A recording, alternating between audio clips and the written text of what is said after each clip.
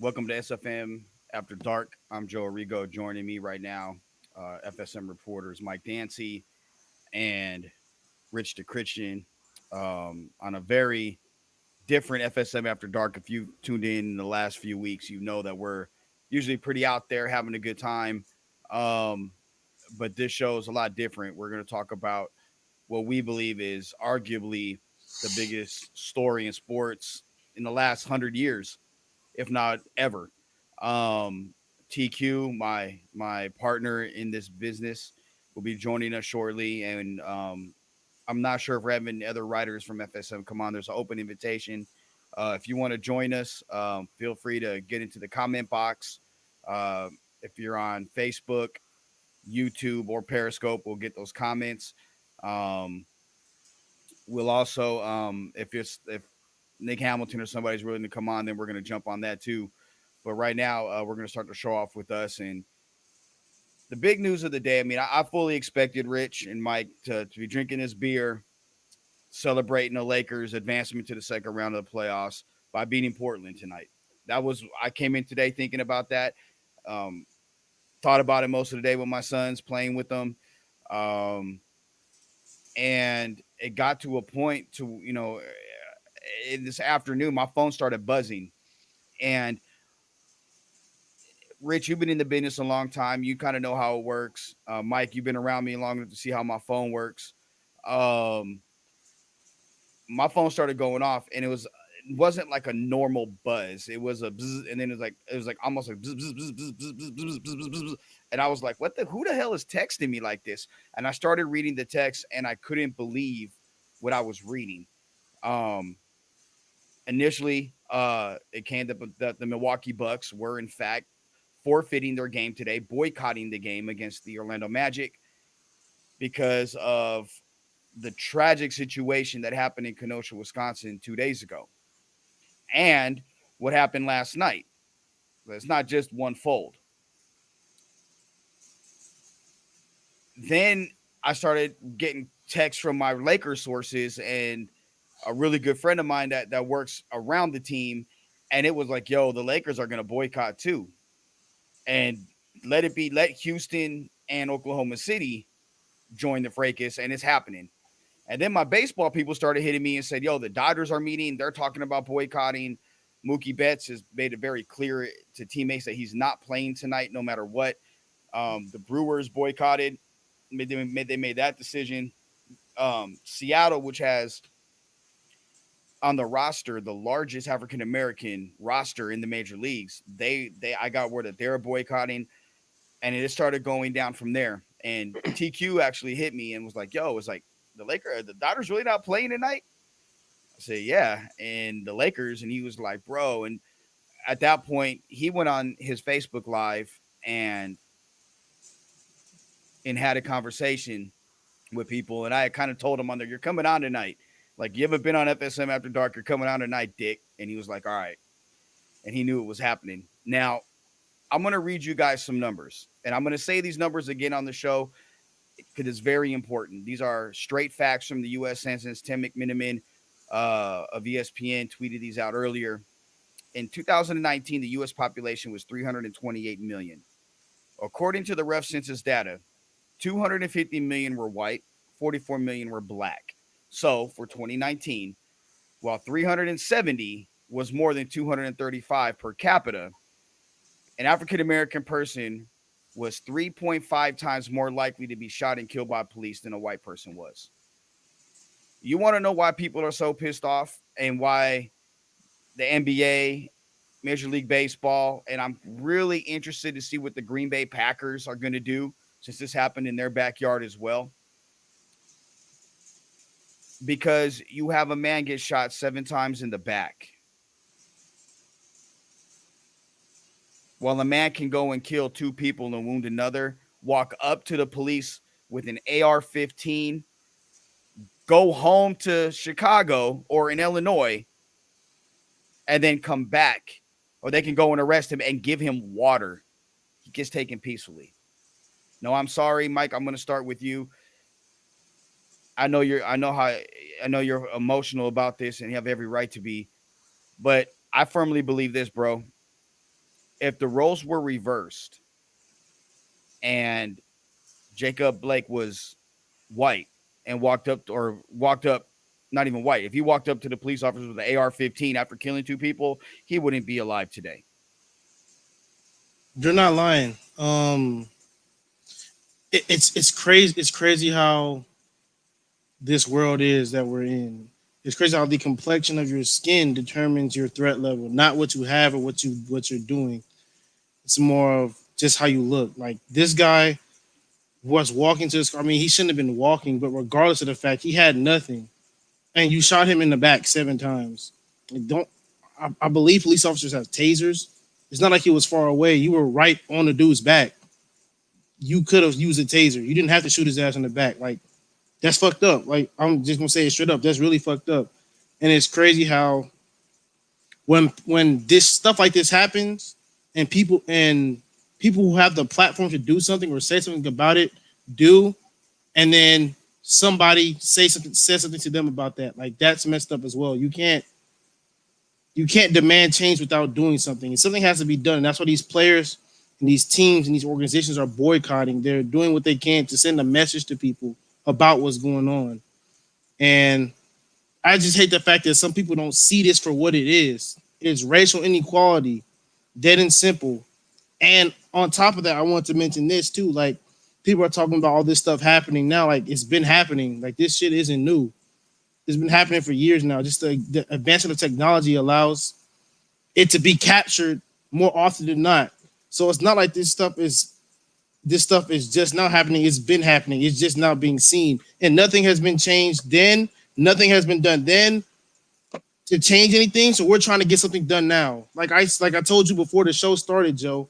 Um, the Montgomery bus boycott, I believe it took over a year. They boycotted not riding the bus. It took over a year before the buses allowed them to sit anywhere on the bus. It's going to take time. You have to start somewhere though. And I think this is a good start for these athletes and these teams and organizations. Rich?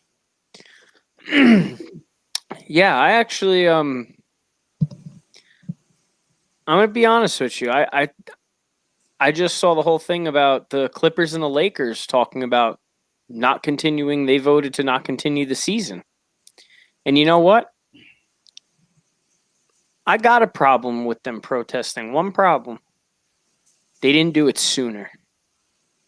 When all this started, they should have boycotted the season then. Like Kyrie Irving said. And Kyrie Irving got torn down and thrown to the wolves and all this other stuff. And now everybody's patting him on the back. Oh, Kyrie Irving was so right. Kyrie Irving was so right. Yeah, you know what? With him and Steven Jackson and Matt Barnes and all those guys were talking about originally with, boycotting the season and not having a season, hurting the owners' pockets, then you might see some change. Because you know what? They're the ones with the power to go talk to mayors, governors, politicians, police departments, all these things and make real change and have things happen. So I'm happy to see it. I think it's good that you see like MLS doing it, the WNBA. And then now the point where they're talking about not having a season at all with the NBA voting on that. I mean, there was only 2 teams that voted there, but I watched the thing earlier and I give Kenny Smith a lot of credit. Yeah. What he did today. And then if you heard any of the stuff Chris Webber said a lot. And, he's right.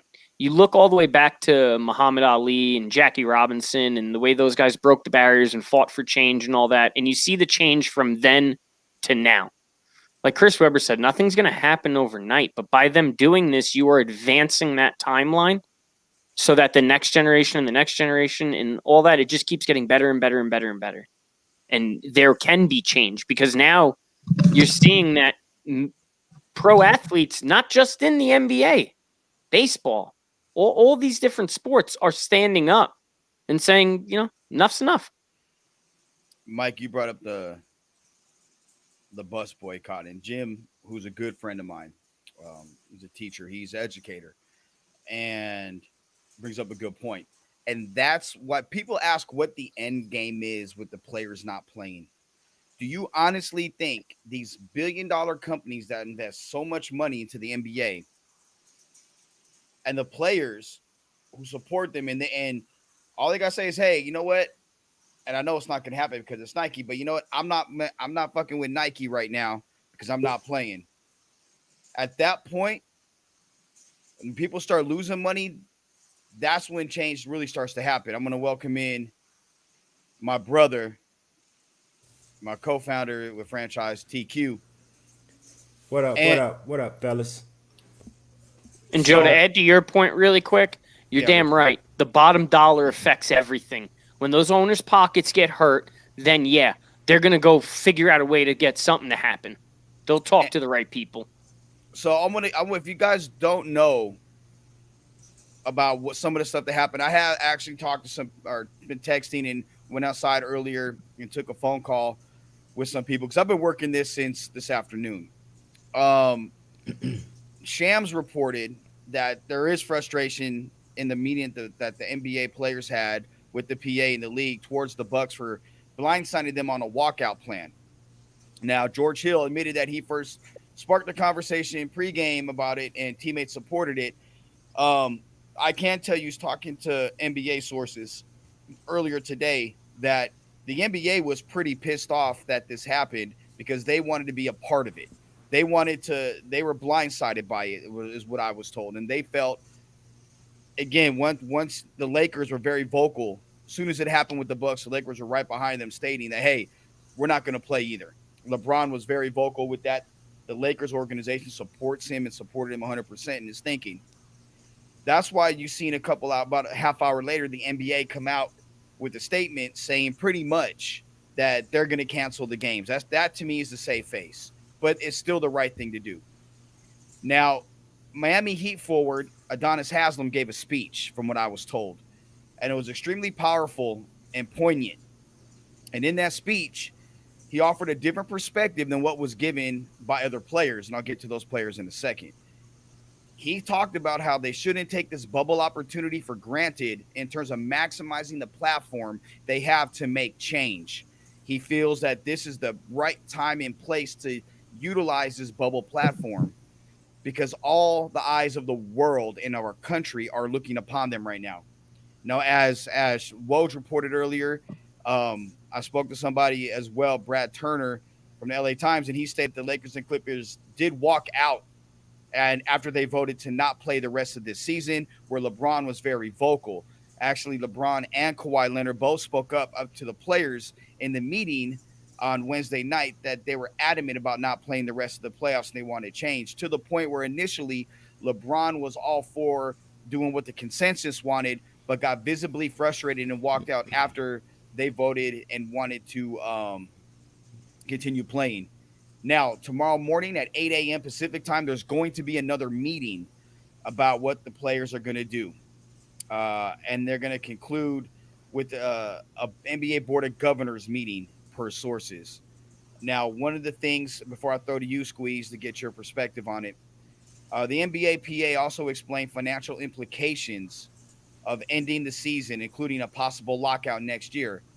Chris Paul was adamant about leaving the meeting unified. CJ McCollum wanted a plan of action. Doc Rivers talked about using the platform for voting and holding police accountable. And I'm going to say these stats again. I'm going to say them again tonight. The 2019 population of the United States was 328 million. According to rough census data, 250 million were white, 44 million were African American.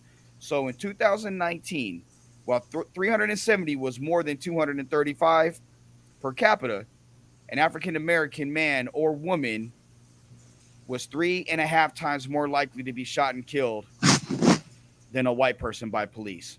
Squeeze, I'm giving the floor to you right now. So I'm glad you left it on that part. You can hear me, right? Yeah, you good. Yep. All right, cool. I'm glad you left it on that part because I think that's the wild card here and the part that most people don't really understand. This is grieving. Black men are grieving because this plays a psychological game on you after a while. after you've seen it so many times, after you constantly see it so many times, after you grow up in it, after it's happened to you, it's happened to your family members, when you see it happen on TV, the first thing you think, number one, is damn, I've been in that situation before. That could have happened to me. Then you add the dynamic. If you're a father and you have black sons, then you start thinking about them. After that happens over and over again, it just becomes a weight on your head. And I think each person is going to handle that weight different. There's no right way, there's no wrong way. And that's going to be the most difficult part to address about whether to keep going or not. I get what Donis is saying. There's a lot of different sides to this that make sense. But at the end of the day, it's the tricks that it plays on your mind.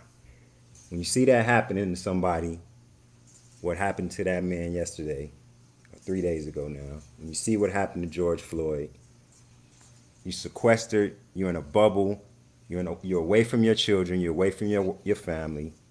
There's a pandemic going on. It's all kind of political bullshit going on around your head.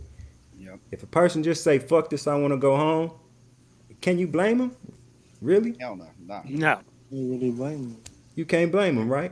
So, hats off to every man that's well enough in the brain to try to figure out how to make this situation better and what to pull out of it. Because they do have a platform, a very big platform. And I believe that over drama, they've shown better leadership than the fucking country. I said that though. They set the stage. They've set the stage throughout this whole thing for everything, for social injustice, for the coronavirus, for all of it. They've been at the forefront of everything. So if anybody could pull it together, it's them. But what has to be worked on first is understanding the mental health and the mental position of each and every player at this time. That's the way I see it. You bring up mental health, and that's something that I think has taken a back seat because that's something that I've become extremely passionate about in recent months. And we're living in a situation and in a society now where Squeeze, we've talked about this privately. I see this movement, the people fed up with what's going on in our society, the systematic racism, the hunting down of black and brown people on a daily basis, and guys and people being okay with it. People are pissed off when they're done with it. We've talked about it when we've seen the protesting and the platforms that the younger generation is using, and it's mixed and varied across the board. It's not just people that grew up and look like us. Nah. It's not what it is. It's you got people that look like us, then you got some other people that live in a completely different economic bracket than us.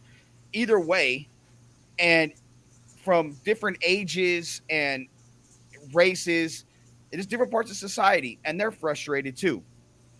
And I'm sorry, and I'm not sorry what I'm about to say.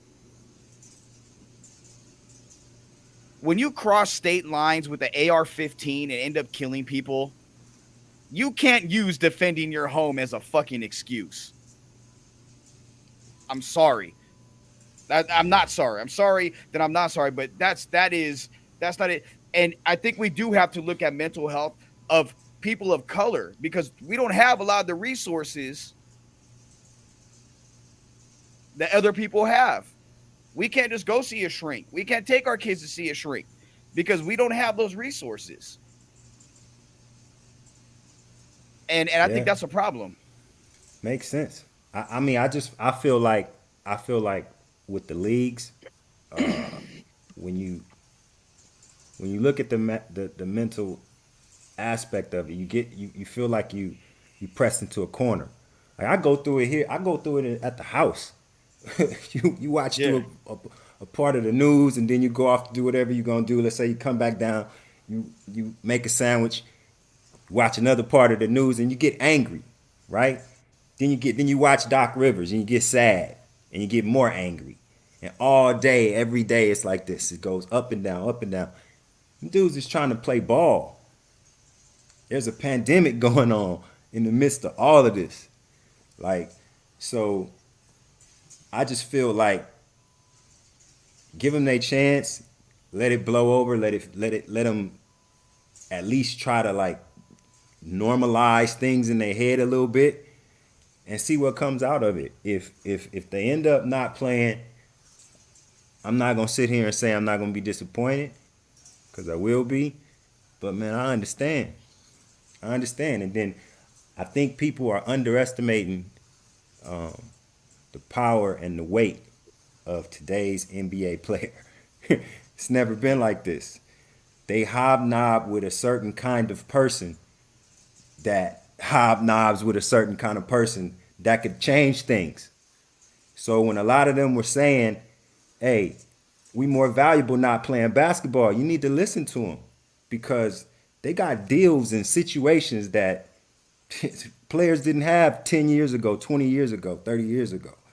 So, I mean, if they're able to leave, I honestly believe a mad, determined LeBron James like the one we saw the other night, not playing basketball but pressing people to vote, can swing an election. Mike? Yeah, TQ, you ain't lying. Like when it comes to that, it comes to these players, they have power. If let's say if all these players they come together, they said we're not playing, they don't play, lockdown happens. What happens if they don't play next year? Like that affects people's pockets. When it affects their pockets, they gonna do something, you know. So something has to be done. And like you said, I would like to see them play, but if they don't, I understand. Like that dude said off that one movie, I can't remember the name of the movie, but he said, "No sacrifice, no victory." You know, things. Nothing is free. You have to do something to get you have to do something to get something. So by them doing this, by these players and by everybody who's trying to get something done, doing something, they're doing the right thing, and I fully support them 100%. Richie? Me, Bo. A reoccurring theme on this After Dark show has been adapt or die, right? Yeah, 100%. And isn't that what we're talking about now? I think the big thing is everything they did with the things on the back of the jerseys and all that is great. We want change. Protesting a game, we need change. That sets a completely different precedent, because now, like we talked about earlier, you have other leagues followed after this. Baseball followed with a couple of games. MLS soccer, WNBA, all of them protests came down on the court. So when you see that, I mean, the girl, I can't think of her name, but the tennis player, the young one, she has that match tomorrow in Japan. She said she's not going to do it. That's not even in the U.S. So now, like you saw what happened with George Floyd, you saw murals in Israel, in other countries about him. Now you're going to see this in sports as well, where you're going to see other countries go, you know what? We have a problem too. Look at what they're doing. And they do. And they do. Oh, yeah, and they don't have a voice. That's the difference. They don't have a voice. They don't have a platform. They don't have social media and a lot of these things, and way less rights than we have here. So for them to have a platform now and go, hey, look, let's jump on this and let's push this train. You might not just see this change in this country. You might see change in the entire world because of this. And the NBA is a global sport. So are all these other sports. I want to see next, oh my God, soccer, not MLS, The European Europe. League. Yes. Some guys in the European League stop playing games. That generates more money than any of the sports we play. Those guys stop playing games. They'll come over here and be like, yo, y'all got to fix shit. Well, you're messing with our money. We one of the things, and I'm glad, God, it's like natural segues and it's perfect. One of the things that we've talked about is a couple nights ago was can LeBron become the greatest of all time? Right. And I like, no, because Jordan globalized the sport, whatever the case may be. This is an opportunity for LeBron to do that. Yep. because LeBron can Where's change Kalani when you need him? history. No, yeah, but he can change. He can change history. He can change the way the United States as a whole operates. Well, because now you're putting LeBron with the Michael Jordan of greatness category, but the Muhammad Ali and the Jackie Robinson of if he can Activism. push that, then you Exactly. are talking about the GOAT. And Brother. if you look at it too, like Muhammad Ali wasn't the strongest. Muhammad Ali didn't have like huge knockout power or all that. He could, but he was smarter and faster. You look at Jackie Robinson, he wasn't the best Negro League player. I mean, really, if you're going to go to it, you'd want Josh Gibson, right? The guy had like 800, 900 career home runs, hit like 90 in a year. 80 something, yeah. But you go and you bring in the person that can invoke the most change because of their personality. It's the same thing with LeBron, because LeBron, though, on the flip side, is everything. If God could create a perfect NBA player, for the most part, it would be LeBron James. But he also almost in a time created the perfect person that can take the load on his shoulders of what we're going through systematically right now and invoke change and be the guy to say, okay, enough is enough. We got to go out there and fucking vote. We got to go out there. Like Rich, you said that not playing in a game changes things. You know what? Not playing a season changes the whole landscape of the world.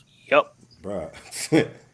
Man. Really, like that's what I said. Like I said before with the bus boycott, it took a year. Like if they do this and it lasts longer, then it's really gonna fuck with people's pockets, and they're really gonna be mad. Yeah. They're gonna go talk to their homeboy over there, they billionaire homeboys, and they gonna say something to they're gonna get the ball rolling. And that's what you want to happen. Oh, yeah, let Absolutely. the NFL not happen and Jerry Jones not be able to fill his stadium up or sell his stuff. You watch how quick Jerry makes some phone I guarantee calls. I guarantee it's gonna be some change then. Like Jerry be like, I'm on the boat. I am on the way. We got to sit down and talk right now. It's all about affecting that bottom line, man. That's the only way you're gonna make some change. That's it. That's the only way. And one thing for POC need to understand something. You started this off, Joe, by saying the numbers, right? The population in the U.S., right? Yep. Like black people, Latino people, Asian people, you need white people to help you with your cause, period. Whatever that cause is. And I think we've seen in this last year, there is an overwhelming amount of white people that are just as tired. They're tired of seeing it. I've been watching. I've been seeing in the streets. Bro, when we was rioting back in the day, it wasn't no white people with us. Nah, I think I was the only Joe was the lightest thing person out there, literally. Yeah. It wasn't like that, for real. White people abandoned everything around the area. What I seen this year is something totally different. So, if it's ever been a time to change something, this is the time to do it. So that was a very important decision that them dudes made. It set off a ripple effect, and like that's gonna be a heavy meeting in the morning because it's you don't think this is not gonna come without sacrifice to them too. It's gonna come with a sacrifice to their pockets also. The owner's not gonna take the hit by themselves. TV station's not gonna take the hit by themselves.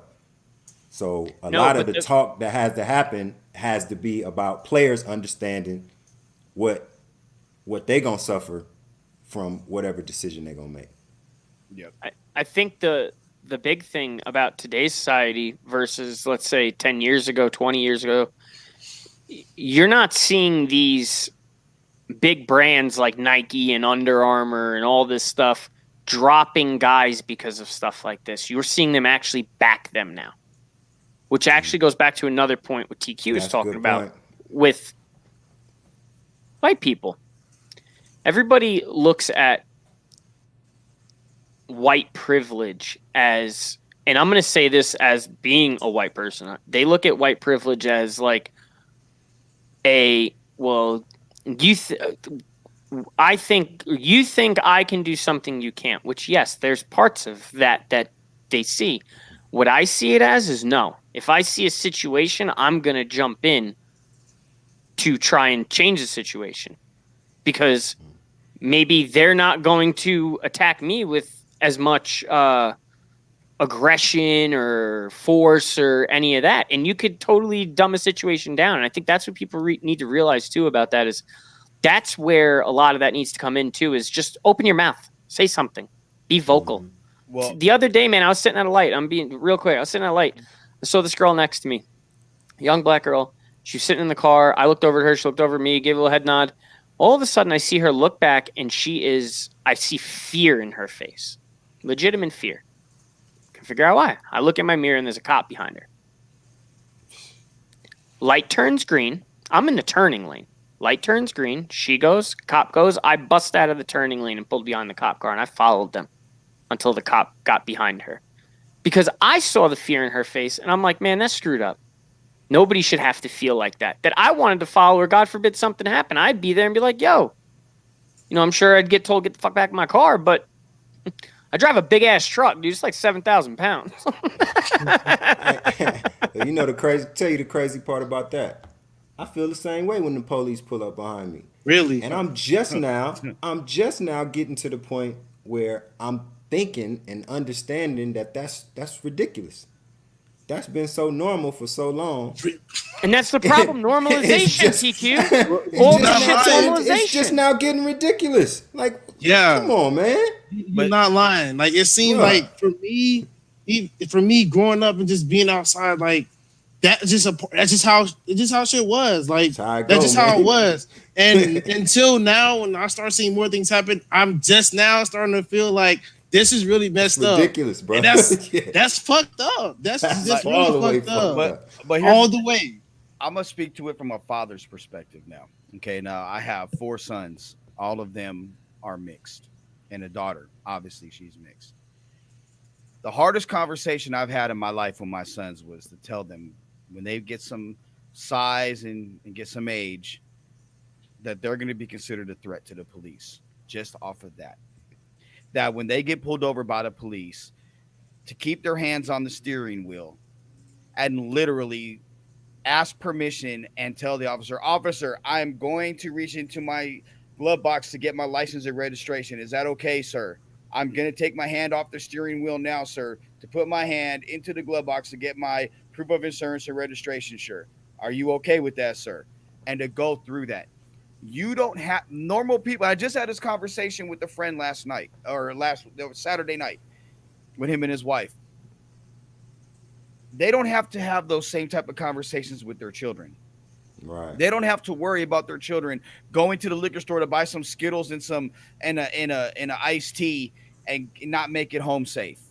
To walk down the street or to go on a date or hell, just to be chilling in their front yard and to end up dead. They don't have to worry about that. I do. Exactly.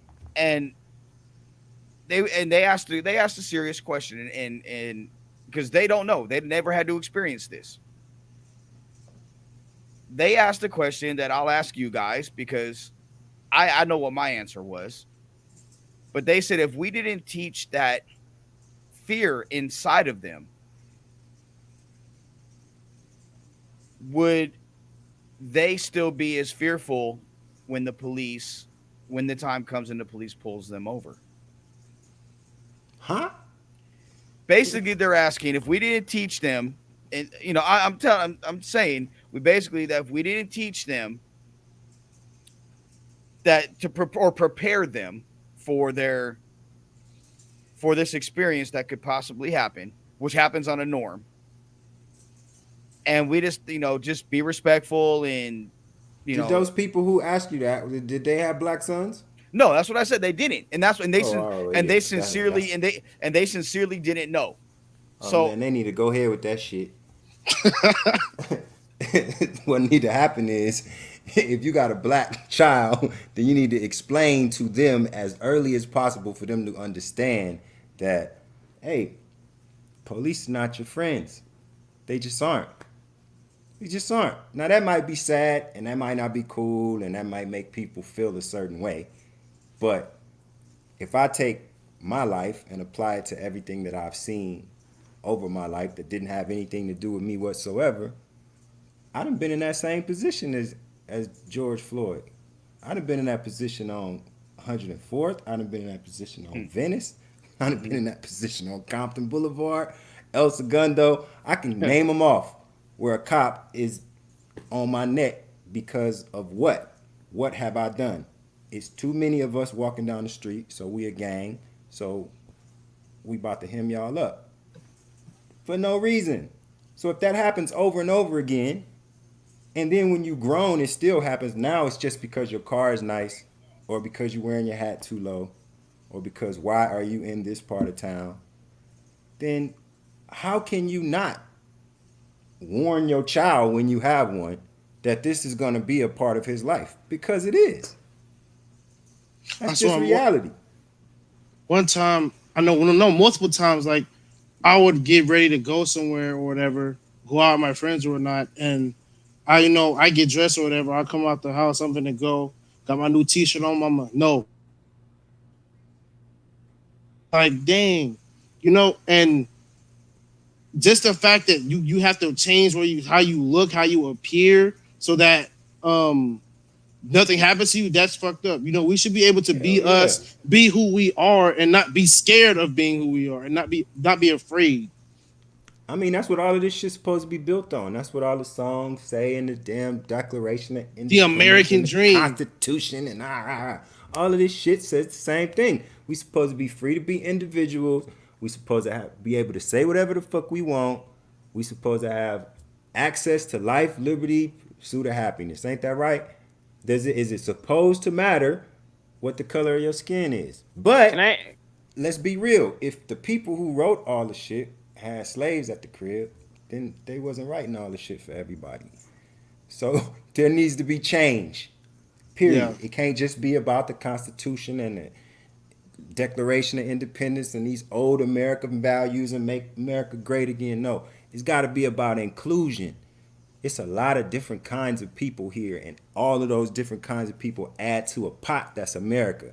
That's what makes America great. Now, it'll become great when everybody has the same opportunity to pursue that same happiness that the next people do.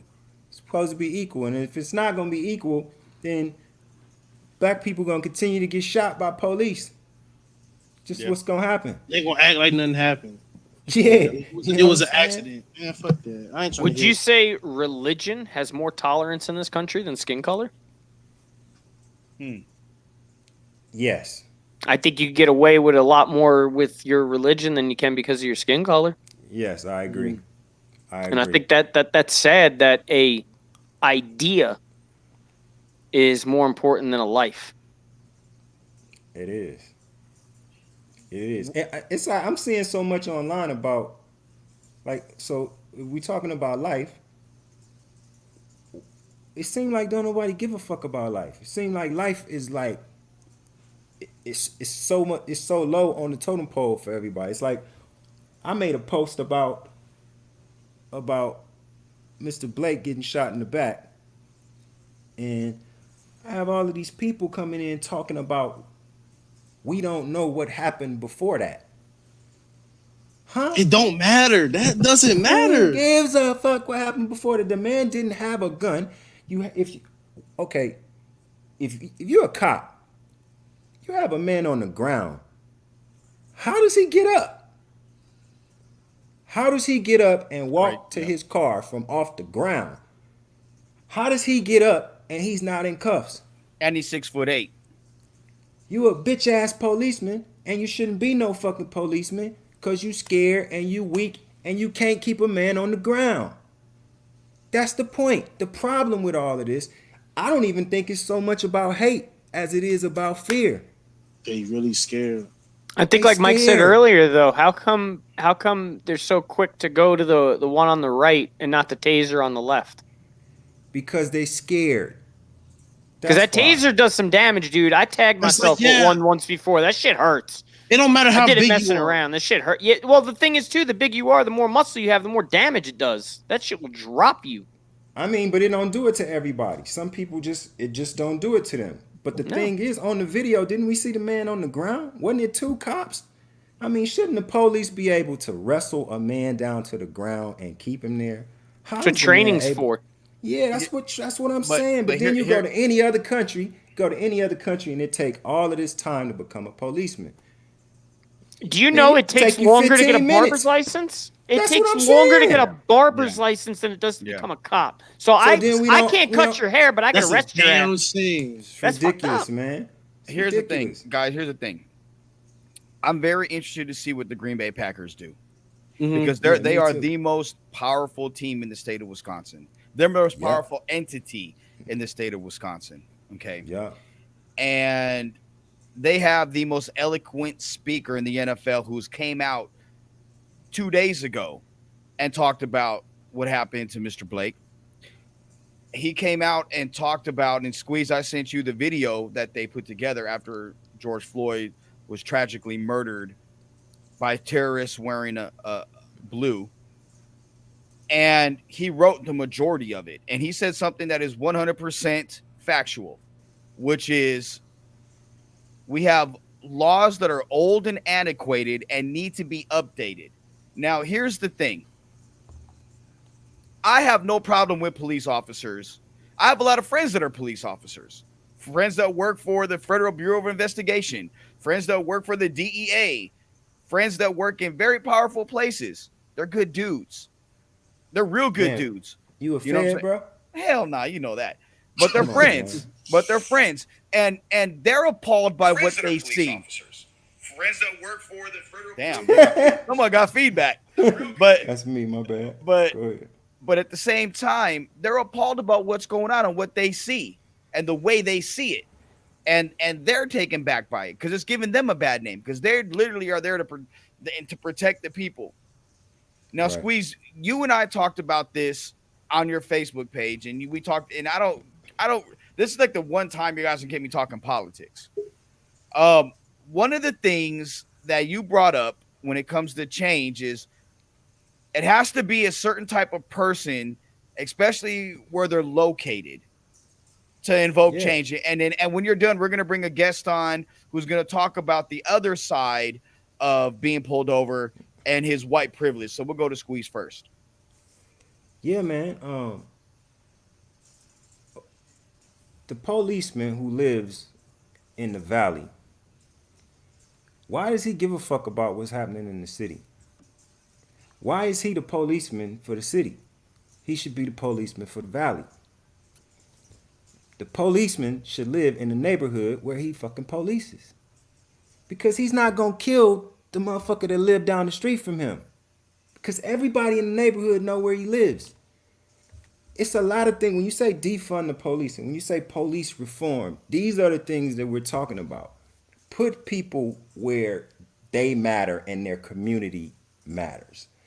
I don't want this guy in my neighborhood policing me and he don't give a damn about my neighborhood. The person that's the policeman in the neighborhood, the group of police in the neighborhood, they need to give a damn about the people that they're policing. It shouldn't be a drag for them to do their job. Yeah. Like, you can't hold the police are not one, they not us. They got to be held to a different standard than us. We didn't take an oath to just be alive and go get a job. They took an oath to do what they do. If you get shot in the line of work, that's part of your job. Just like a soldier going off to war. It's bad, but it is part of your job. Killing people is supposed to be a last resort. And I just don't believe that if you knew that after you leave the precinct, you got to go home and drive to your house and live around these same people that you assigned to every day. Oh, bro. You ain't gonna be shooting motherfuckers in the back no 7 times.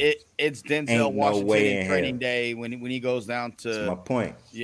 100. Just that simple thing right there. Or making them have some kind of license to be a police officer that they could lose and lose their salary. Just small little, easy little things that you could do with legislation could change a lot of this shit and make a lot of this shit better. So we're gonna bring in somebody that I've known over a decade, a former Kent State football player. He's a teacher. He was a finalist on American Gladiators. One of my good friends. He's also an educator. You see him on here, Jim Rajaro. What's up, Jimmy? How you doing, brother? How's it going, Joe? Love you, man. Thanks for having me on. Love you too, bro. What up? Hey, What up? Jim got the locks flowing right now, bro. So You know, I'm trying to set up for my Halloween costume. I'm ready to go for Aquaman. You know what I'm saying? That's all. Yeah. There it is. There it is. There it is. Get it in. so so Jim, you have a different story about recently when you were pulled over by the police. Why don't you go ahead and talk about that? No, listen. First of all, I've got the notifications set on for you guys. I'll watch a couple shows, and I can't turn it off. I love it. Thanks, guys. And the Sweet. topics that you talk about, Thank awesome. you. I just, it's better than what's on TV. To be honest with you. Thank Um, It's awesome. Tonight's pretty important. Well, so I'll be as brief as I can. Like Joe said, I was a teacher. I was an English teacher for a dozen years ago, and I used to teach novels like Mockingbird and taught students all about the 20s, the Streetsboro Boys, and Jim Crow South, and all those things. And I'd front load them with the civil rights movement, everything you can possibly front load them with for years and years and years. Yeah. So this is kind of and that's after I was an athlete, and which being an athlete I think is probably the only avenue for being colorblind. To be honest with you, I held myself to standards of others because of their talent and ability, not because of color of their skin or where they grew up or the neighborhood they lived in. You know what I mean? But recently, so transitioning to, I had my own children. I drive, I don't know, like 60 miles to take my kids to practice back and forth. I drive on the 10 here from Palm Springs to Riverside. And one night I'm coming home from practice with both my kids in the back seats, and it's 10:30 at night, and I'm on the 10 flying past Casino Morongo, and I'm probably doing anywhere between, I don't know, 85, 90 something. People were in my way, and I'm very annoyed. And when I drive, I wear these sunglasses. These are actually prescription. I'm practically legally blind in one eye. And as ridiculous as these sunglasses look, I had a trooper pull me over, and I had these sunglasses on. And the heart of what people don't understand, what the bias is, and the concept behind systematic racism and what goes on is, I pull over, I'm on the side of the 10, and I know I'm speeding, flying, and I'm done. But when I wind down my window, I look over to the trooper, and I say to him, after he gives his spiel, you know how fast you were going and all that questioning. I look at him and I say, hey, by the way, these glasses are prescription. You don't mind if I keep them on, do you? And as I go to take them off, he goes, no, I didn't get that vibe from you. I don't know how that hits any of you. I don't know how that hits any of you. I didn't make this up. I didn't change the dialogue. I had to share. That is verbatim what he said to me 10:30 at night, and I'm doing 95 in my Armada, black Armada. I know it's not a Mustang, but I'm flying. Wow. He said, I didn't get that vibe from you. Wow. That's all you need to know. That's it. That's it. So right it's there. all you need is a vibe. You just need a vibe. Act off vibes now. AKA, I'm That only shit is fucking ridiculous. I look white. Right? That's it. There it is. That's all he said. And he was as kind and as nice as a trooper could be. And I knew I was dead to rights. He gave me my ticket. I had to pay my ticket. But there was no passive aggression. There was no inquiry as to what I was doing. There was very simply, I didn't get that vibe from you. See, and I mean, this was, I got to be honest with you. This was back in maybe January, December, turn of the year. This was only 5-6 months ago. Jeez. Now, see, here's the thing about Jim. Jim was a 6'2" or 3", 235, 240 pound running back at Kent State. He played with Josh Cribbs and those guys. I got a chance. James Harrison. If James you ever Harrison, want to know yeah. how James gets concussions, just ask. I got his picture hanging on the fullback. So, guy's an animal. So Jimmy, I actually was his offensive coordinator for a semi-pro football team, and that's how I got to know Jim. And Jim and I from day one vibed because of the way Jim is. You know how it is, real recognize real. And I've seen So. Jim in a ton of situations that I won't get into publicly where you don't fuck with Jimmy. And this is when Jim look at Jim. If you got real talk, Jim made the finals of American Gladiators. Hulk, the guy Wolf on Get that the show. fuck out of here. Jim beat the shit out of Wolf, ran through him, what got him basically almost thrown off the show. Hulk Hogan was calling him King James. And the only reason he didn't win American Gladiators was because they had guys my size that were a little bit faster than Jim, and they barely beat him. Beat my time. Yeah, exactly. God damn. But so like that's it. That's what I'm talking about. That's the connection I got with Joe, with anybody and everyone. It's about being that athlete, and that language speaks a greater on a greater level than anything anywhere. And that's where, like I was posting earlier, Wilbon and other guys like that, when they talk about it's gone inches in 100 years, and it's what celebrities, what public figures, who are you going to look at that is going to make this change happen? And right now, it's got to be the athletes. I think they're in the biggest position to do that, and sharing those kinds of experiences. I'm sure they're. I don't know. I don't want to make it a hashtag, but I mean, just think about that line. I don't get that vibe from you. That's crazy. As soon as I heard that, I go. I thought to myself, like, wow, I mean, I'm wearing sunglasses at 10. I'm wearing sunglasses at 10:30 at night, and yes, they are prescription, but I mean, hey, take those sunglasses off, turn the radio down. What do you do? He could have been none of that. He could have been on alert from the get-go, but for some reason, he didn't have that kind of vibe for me. Oh man, that motherfucker would have had me all out my car on site. I'd be sitting all on. Can I tell you though? That's fucked up. I drive. I had to share it. And it didn't happen years and years ago. It happened a couple of months ago. And like I said, I got the ticket. I had to pay the ticket. But he was nicer than I was. And my kids were in the back, and they were all hanging out. It was just like, it was like I pulled up to pick my kids up at the school loop, and it was no big deal. And I got yelled at by the person in the crosswalk telling me to stop or speed up. You know what I mean? It wasn't there. I was flying. I'm pretty sure it was a construction zone too. They're doing construction on 10, and it wasn't a big deal to me. Oh man, shit. No, like if you did that wrong way where I came from, the cop pull us over. We all in the back seat, just sitting there, quiet, not saying nothing. What? Don't say a word. Nothing. Don't even breathe.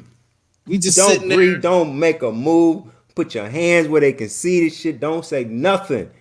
Don't say a word. And when you get pulled over, on the highway, they enter on your passenger window. So he's way over there in the passenger window, and I don't have my registration or any of that stuff. And I go, yeah, my registration's on my phone. Can I go in my pocket? Like you said, you ask permission, and I've done that. I don't. Hey, can I? My cards in my glove box. Can I open my glove box? I've gone through that spiel, and they look at me when they're rolling their eyes. They roll their eyes when someone like me asks, "Hey, I don't have it in my wallet. My wallet's in my glove box, or my wallet's in my book bag, and my book bag's in the back seat." They're real casual with that. But you know what? Someone of color says my wallet's in the back seat and my book bag. They go, step out of the car. I'll be honest. He pulling the strap out as soon as I say that. Mm-hmm. Strap. Hey, Mike, you better not say that shit. You say that shit if you want to. And even if you try, like, let's say your shit was in the back seat, he pulls up. He's gonna say something to you about it. Say, okay. If you go back to try to get it, he gonna come up to the window with the gun already pulled out. Oh, the strap is out, already on you. Already. So it's fucked up. And like you were saying earlier, it's crazy how we've grown up and just now starting to feel like it's a problem. That blows my mind. Yeah. We accepted that shit for so long. Like, man, it's just what it is. So we wasn't even tripping. Go ahead, Richie. Go ahead. No, I was gonna say I lived in New York and I lived in the South. So I've seen both ends of it. I've seen the southern part and obviously New York. Yeah. And I can tell you I've been pulled over a lot. drive a sports car. I had a very heavy foot until the very last speeding ticket. That was crazy. And they almost took my license. But anyway, point being, I've been pulled over a lot. And I've been searched. I've had my car searched probably like 4 or 5 times. And the only times I ever had my car searched was depending on what part of town I was driving through. Because they see me, and I know it doesn't look like it on here. I'm fairly dark for a white guy. I get Hispanic. I get Middle Eastern all the time. I have it where when I fly, I got to shave my beard, dude, because they give me hell at the airport. And I'm not joking. Like, I'm not going to go. I got to leave the tattoos out. Like, keep the New York. I'm like, yeah, shit. I'm in town for the weekend. I'm coming to get some fucking pizza. You know, like, let him know. Like, nah, bro, I'm from here. And it's crazy because I never saw it like that until I experienced that a couple times at the airport, getting pulled over. Damn, that's crazy. Like I said, depends what town you're in. Dude, they held an AR-15 to my dad in LaGuardia. My dad's a big Italian guy. He's dark, though, Sicilian, really dark. He was in Mexico. They were all talking to him in Spanish. But anyway, they held an AR-15 at him in the airport. This is a couple years after 9/11 because they thought he was Middle Eastern, and he's cursing at the guy. You fucking come down here with that thing. But you know it's crazy the way that you see it in everything. It just the systematic racism all over, and it's terrible. And like I said, it sucks. Fucking sucks. When Jada was probably just about a year old, Joey was a couple months away from being born, maybe a month away from being born. I came back from Atlanta, and I had gotten an apartment in Riverside, and I went to go work out at Chaffey College. That's where I'd get my work in because my brother Quan went there. All my boys were going to school there, and I'd go up there, and you know the coaches knew me. You guys know how it is. And I stopped off at my grandparents' house because my grandma had cooked the night before. She goes, "Come eat these leftovers with your grandfather, because if not, they're gonna go to waste. So I don't want to throw them away." You know how Squeeze. You know my grandma. I think Jim. I think you may have met her once or twice. So I'm not gonna tell my grandma no. So I go to the crib, and at that point I need to go back home because you know I had a pregnant person at the house and my daughter. So I come down my street, and where I grew up, I live about 6 houses up from the post office. There's another main street that I would just take to the freeway and hop on. I grew up there. I know everybody in the neighborhood. The neighborhood was my hood. They all looked out for me. At the time this was in 99 or 2000, I had a 98 Integra hatchback, right? And I had this thing, Squeeze. I think you knew me when they had the Integra. It was lowered. It was, you know, it is what it is. And I have dropped some money into it. So I bend the corner and I get flashed on. And I'm like, what the hell? So I pull over. It's a rookie cop. He radios in. And I'm like, fuck. Bro, he pulls me out at gunpoint with handcuffs because I fit the description. Now, this is skinny me. This is me in shape. This isn't me with the belly and the fat face. And I had hair and I had my beard, you know. And I'm like, why'd you pull me over? You fit the description of someone that robbed Arrow Liquor. I said, what the fuck are you talking? Robbed Arrow Liquor? I know Frankie. That's my guy. What are you talking about? So he has me at gunpoint, handcuffs me, and starts tearing up the car. Right? Tearing it up. I had beaten there. I did a lot. I put a lot of money into it. For what though? He's looking for a weapon or something? What did he say you looking did? for a weapon, and he said that I robbed the liquor store and I had a bunch of drugs in the car. That's what he said. So that's word for word. You have drugs in the car, you robbed the liquor store, and I'm looking for the weapon. Wow. Bro, the lieutenant pulls up behind him about 5 minutes later or 6 minutes later. Seemed like an eternity. I hear the voice and I smile. It's a guy I grew up playing baseball with named Luis Preciado. Luis, my grandfather coached him. We all grew up together. Luis was from the barrio. He knew it was you? Luis walked up and goes, Joey? Oh, shit, yes. What the fuck is this? And he goes, hey, Uncuff him right now. Do you know who this is? Do you know what he does? Do you know what he does for the city?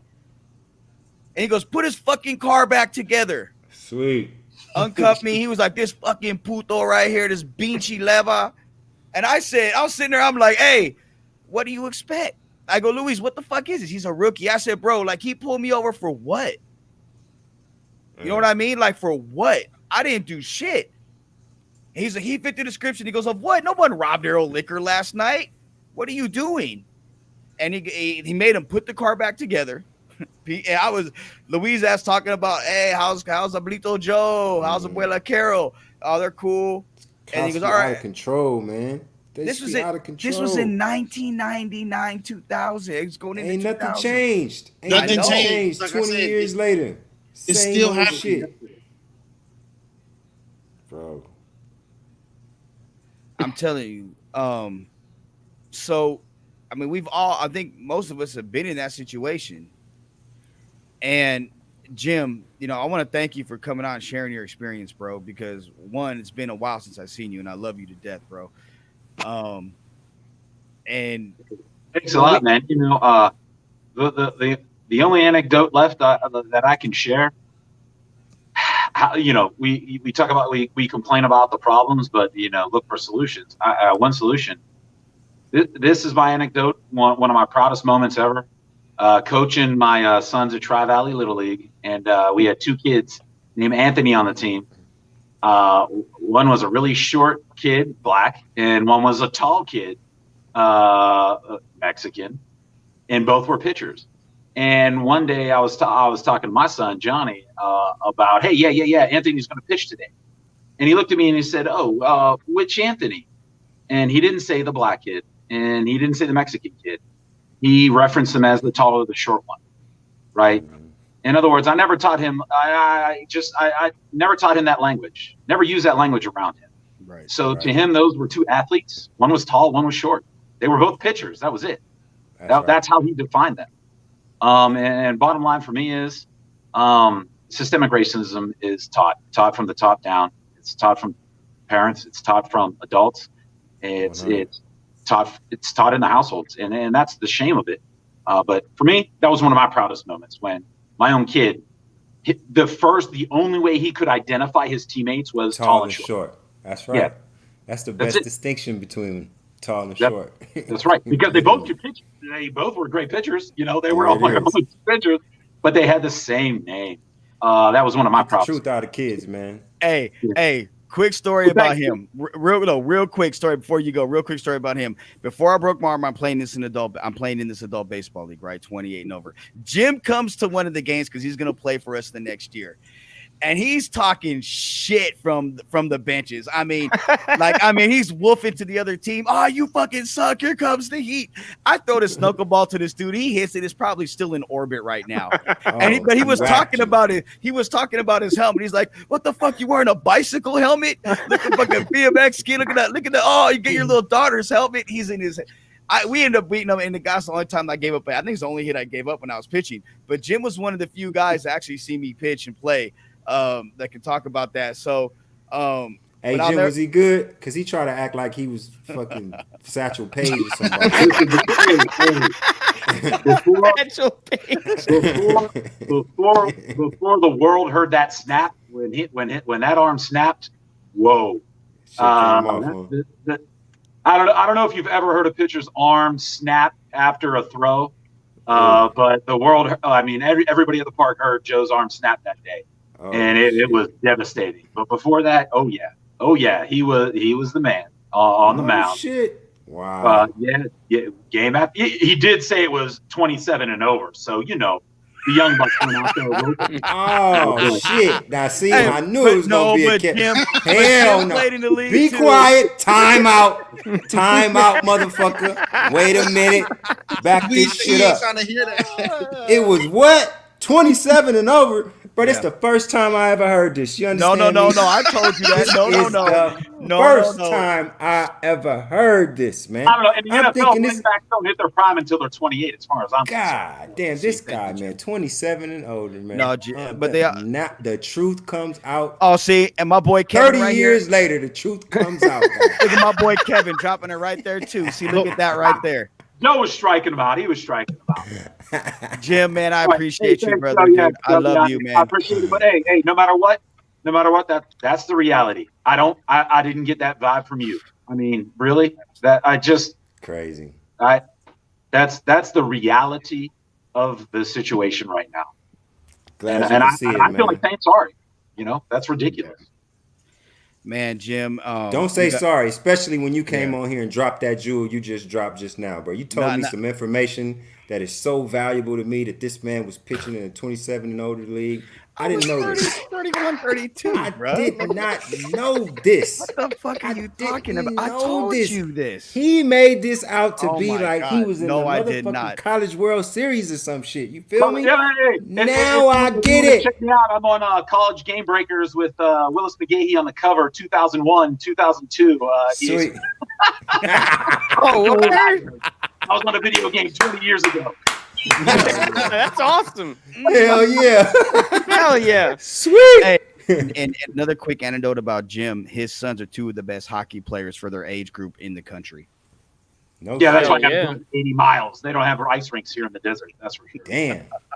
Crazy. So watch out for the Ruggiero boys. Jimmy, I love you, brother. Thanks for jumping on, bro. Thanks, man. Good luck to y'all, man. All right.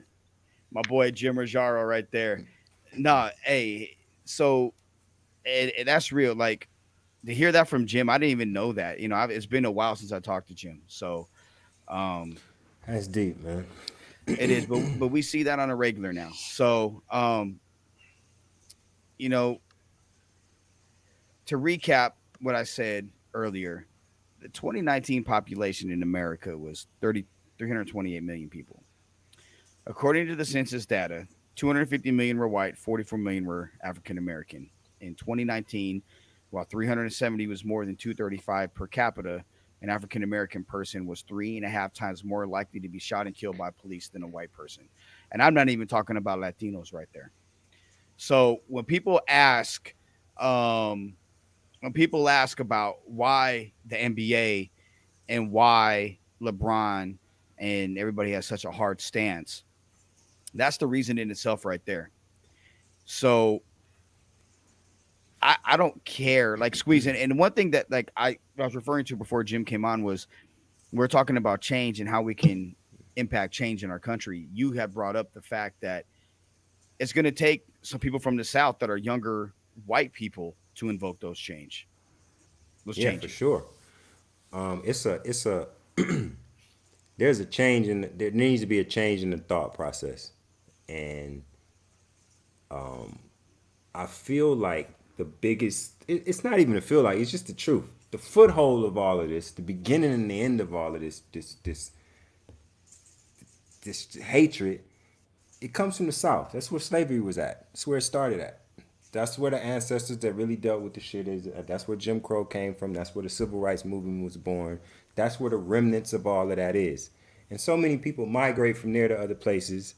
It just permeates. Now, I'm not saying that it's not racism on the West Coast and up north and on the East Coast and all that. It's racism everywhere. But I'm saying when it's it comes different down in to the South. legislation, it's very different. And when it comes down to the just the kind of makeup of our legislation, it's gonna take some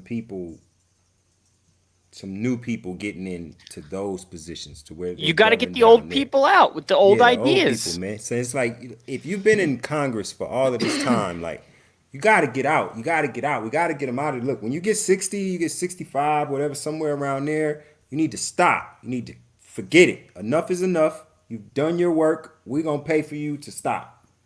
Bring somebody else in. Like some of these dudes been sitting in these men and these women, man, like their faces are melting off of their skulls. Do you understand me? We've been seeing them for so long, bro. They worse than the people on the soap operas. You know how you pass by and you see a soap opera on the TV, you're like, I seen this motherfucker when I was 6 years old. It's the same thing with these congressmen. It's like you can't even use an iPhone. Why are you making laws for us Like, no, come on, man. We got to change a lot of this shit because it's a trickle down effect, and it comes all the way down to this man getting shot in his back. Can Like, you guys? I was gonna say really quick. He talks about trickle down effect. I was just saying, you got to get the old, or TQ saying I was adding on. You got to get the old people out and the new people in. See, I don't blame. I don't like it, but I don't blame like my grandparents' generation. Granted, they came here from Italy, so that's completely different anyway. But those people, because they were taught something different. But today's society, no, you're freaking held accountable because you got to teach your kids different. Your parents needed to teach you different, and it needs to keep pushing in that way. And we need to get these old people out of these positions of power that don't realize that, Black people are actually allowed to vote. Like, I still don't know if some of these Congress people know that. They still think, the South has slaves, probably some of them. They're so out of fucking touch. It's unbelievable. But you got to do that across the board. It can't be 3 young people and 3 old people. You got to have all young people in there so they can change it. Mike, you grew up in Houston, bro. Like, what do you have to say about that?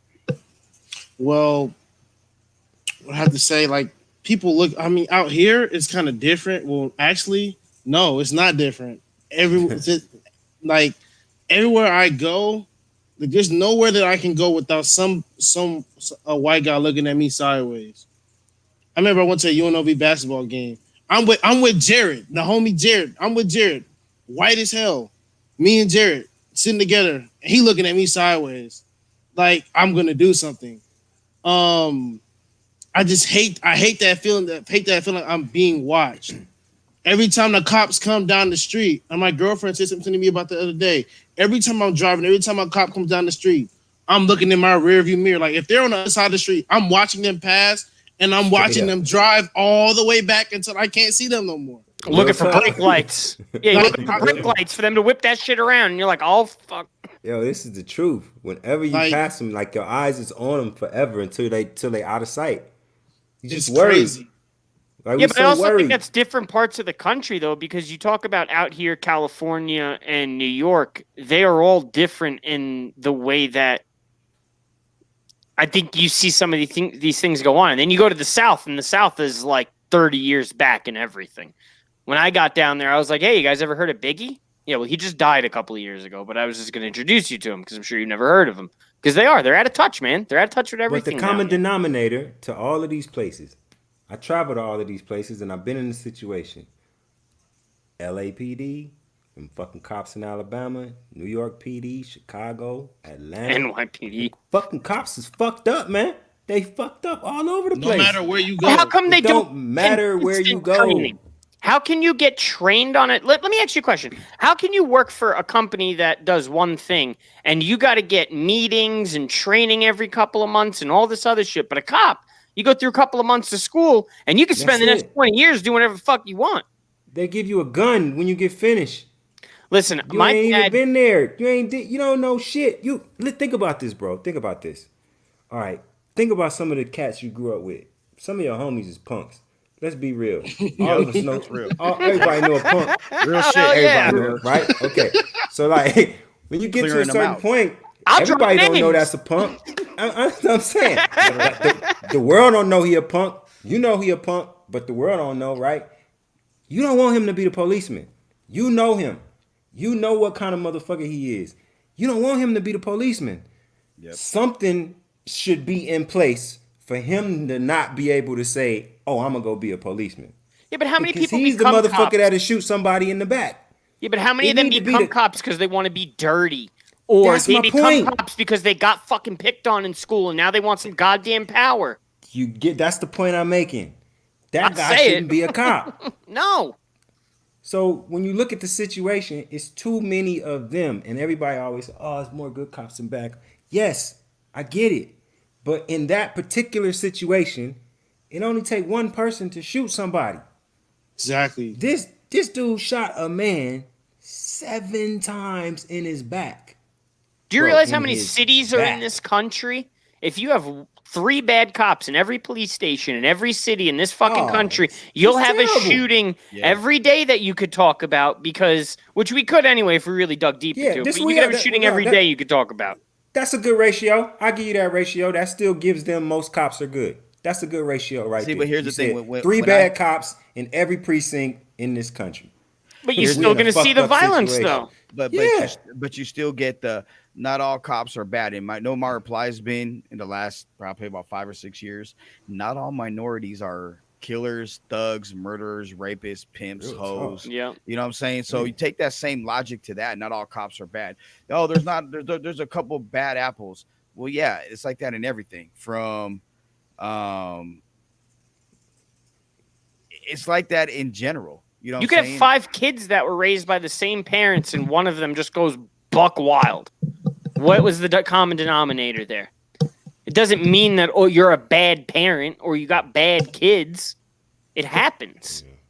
And that's the thing. Too many things are marginalized, and I think that's the problem. And then they're blown up to a proportion where it's like, oh well, this 0.5% right here, we're going to put that at the top, and we're going to show that. That's real. That's real. One of the things that I don't have a problem with the Second Amendment. I don't have a problem with people having the right to bear arms and to have guns. It's fun to go shoot them. I think everybody in this room right now has shot a gun at some point, whether they did it at a range or other places. Yeah. But tell me why we need to have a fucking semi-automatic or an automatic weapon at our disposal when we're civilians. I don't understand that. So I'm going to go straight to the point with that one because there is, I'm not going to bullshit. A lot of people want to sit there listen, I am a Second Amendment gun advocate, all that kind of stuff.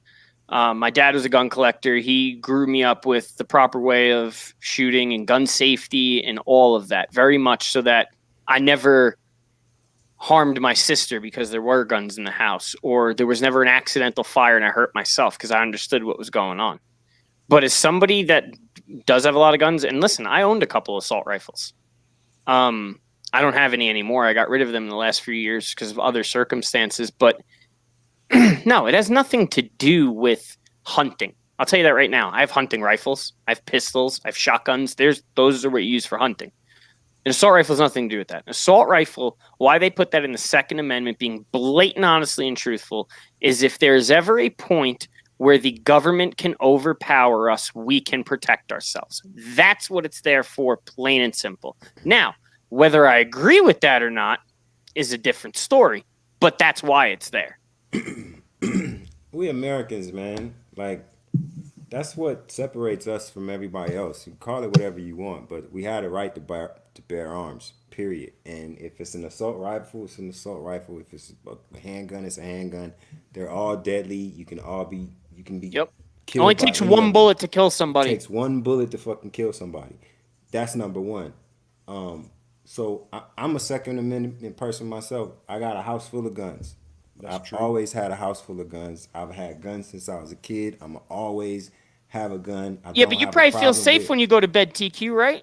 Oh, for sure. Up in here, anybody up in here. Maybe not walking around on the street, but when you go to sleep, you probably feel pretty damn good. Oh, in here is cool.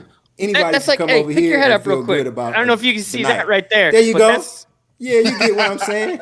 That was my first dog. I had one of them champ. Dobie. Sweet.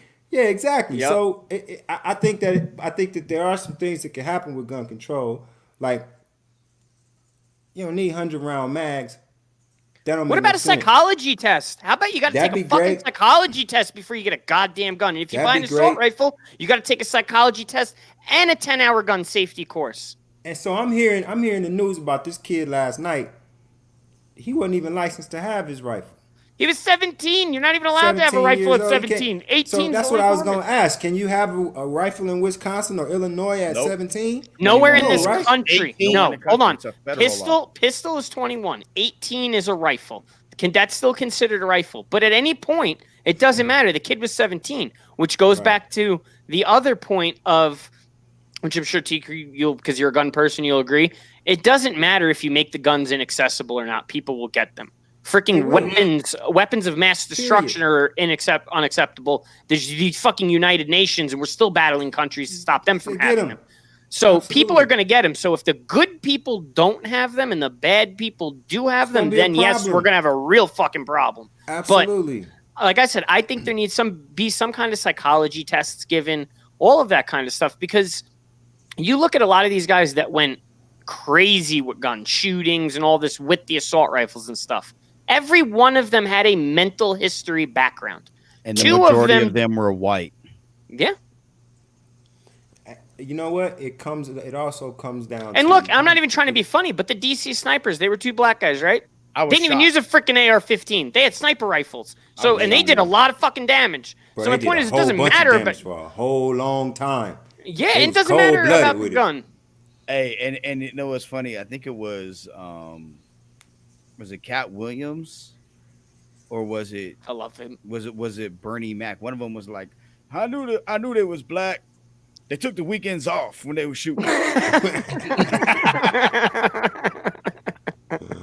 Oh, I was like, man, but the mental health thing, I think, is one of the biggest problems in this country. You talk about the bubble, you talk about depression, anxiety, anorexia, bulimia. You could go down the list with what mental health does, and down to what you were talking about, just being a black man in this country, walking the street, driving your car, going to the store at night. That's a mental health issue. People don't want to talk about that. That's a fucking mental health issue. When you got to worry, when you got to have anxiety to go to the store, like, hold on, let me take a Xanax so I can go get a fucking Gatorade. That's a problem. Yeah, it's deep. It's deep, and it's taking sports out. So what do y'all think? Y'all think is about to happen? I know the NFL ain't gonna stop. Yep, they ain't stopping. No. I don't think it's NFL ain't gonna stop. No, but it's like I said earlier, the only problem I had with them protesting is they didn't do it sooner. That's it. They didn't do it before the season started, like Kyrie said. I feel like they're doing the right thing by protesting now. Like you said, they should have done something earlier. But when it comes to what's going to happen now, we'll have to see. But the right thing to do would be to shut shit down. Because if you don't start, that's like saying you want to get say if you're like a teenager and you want to get your own house and move out the mama house. That's like saying I'm going to move out, but a day in and day out you still at your mama house. You're bluffing. You're not doing bluffing by doing one game. It's a bluff. It's, hey, look, we're upset, but we'll be back tomorrow to play basketball. Exactly. You shut that shit down, then it's like I said earlier. It's not we want change. It's we need change. We need it now. Do something. Shut down. Yeah, okay, so right there. So what shut down to what end though? What is the list of demands that you have that need to be met before you start back playing? Or is it just fuck y'all, we ain't playing and don't ask no questions until we tell you? I think as far as that, we have in America, we have a living constitution. We can add and take out laws and change laws as as the country chooses. Like we have a democracy. We can vote on these things. There's laws that can happen. And I think until we can get something like that, that's might be how long it takes. Like I said, I don't think you were here, TQ, but I said it to them multiple times. The Montgomery bus boycott took over a year before they allowed them just to sit in the front of the bus. It's going to take a long time. So if they don't start now, they're just pushing it back. You're going to have to do it eventually, and nothing's going to happen until you do something. But the time off also, I think, by them ending the season, and let's say they restart the next year's season at the same time. Let's just say that. By giving this time from now to them not playing and having the momentum they have right now, it gives you time to sit down in a big group, especially you're all sitting in a bubble in Orlando right now. And you guys got time to fucking talk. You guys can sit in a rec hall and figure it out. I don't believe you're going to see. I'm willing to bet. What time is it? I think they've left the bubble. Okay, what I think do not believe LeBron James is still in the bubble. Well, they talked about voting them and the Clippers talked about voting to end the season. It wasn't really a vote; it was more of a poll. I just read, but so what I'm getting at is if they're saying that's a poll now, that means they are considering a vote to end the season. What I think happens is tomorrow there's no games. I think it's very likely that there's no games tomorrow. And I don't think they leave the bubble. Do you think MLB follows, Joe? Um, Because let's be honest, the MLB, it's mostly white people. It's white, Hispanic, and everything else. It's a little more mixed, but I don't think you're going to see that with the NHL for damn sure. No, they're already playing. I don't know about baseball because there is so many variables that go along with it. I wouldn't be surprised if they did shut down, but I think they're more have a hard line stance business wise that they're going to kind of push forward and kind of allow players to have a voice for the first time ever. But I think for the NBA, I think they're going to push on squeeze. I don't think they're going to cancel. I actually think LeBron is going to use this to even him, Clutch Sports, Rich Paul, Maverick, everybody that's involved, Kyrie, who I think Kendrick Perkins owes him one hell of a fucking apology for the way he went at him. And Kyrie has been right the entire time when it comes to something like this happening. Kendrick Perkins looks really fucking bad. Why? Because he look bad? Because he was like Kyrie. He lambasted Kyrie. Yeah, that. Yeah, he called him. He's on Kyrie on hoe shit during that phone call. They need to go play fucking ball. Like he called Kyrie every which name under the sun. Well, the big one was he said about Kyrie was that you wanted to play up until you found out you couldn't play, and then you were all about this. I mean, the timing. He wasn't wrong about the timing. No, the timing was that. That timing was correct. So that could have been quite a possibility. Maybe it wasn't. Not saying that it was. But yes, Kyrie was for it. And then Kyrie found out he was hurt. Then Kyrie wasn't for it. That don't mean that's the reason why he wasn't for it. But big man ain't wrong for that. Google Kendrick Perkins tweets to Kyrie, bro. You'll see why. He says some real Let me shut up. I ain't see all of that. Yeah, because if you seen the tweets, you'd be like, God damn. Like, oh, okay, yeah, he needed to apologize. But I do feel like the NBA is going to pressure on because they're going to use the bubble as this is the time they have a huge platform, and I think they can. I think it's something y'all don't understand. There is something that you don't understand.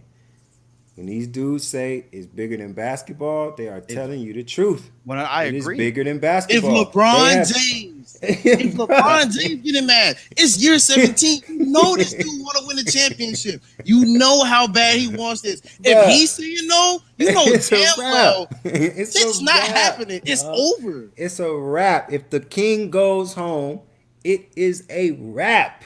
Period. And if he goes home, he's going home on a mission. The mission has changed. If it's enough to make him change. Did you see that? How did you feel when you saw that motherfucking dude grab that? The man had that man's t-shirt in his hand and was dumping on him with his t-shirt in his hand. Bro, that shit is sickening. Do you understand me? That shit is sickening. That shit will galvanize a whole. You think George Floyd was something? Bruh, the things that the people that stop playing today, the things that they can collectively do between, it has never been like this in sports history as far as the power that the athletes have. I don't believe that basketball is going. I believe we've seen the last of basketball this year, and I believe that it's about to be a whole big push in the middle of this Republican National Convention to vote. Okay. So that's what I think this is about. So you kind of got to where I wanted to go. I know you're big into politics, not just nationally but globally. LeBron, let's say LeBron leaves, or LeBron has pushed an initiative, especially at Dodger Stadium, of making it a polling place for people to go cast their vote. How big of a landslide win do you think it's going to be for Joe Biden versus Trump? I don't think it's going to be no landslide win. Really? No. No. No, hell. I want elaborate because Joe Biden might fucking lose. Have you listened to Joe Biden talk at all? Yeah, Have you listened to that man speak? I think that that Donald Trump is just a real good. What he does well, he does it well. He can persuade people. He Good can make talker. people believe the shit that he talking about. He hustles. He's a pimp. You know what I'm saying? And like, people go for his shit.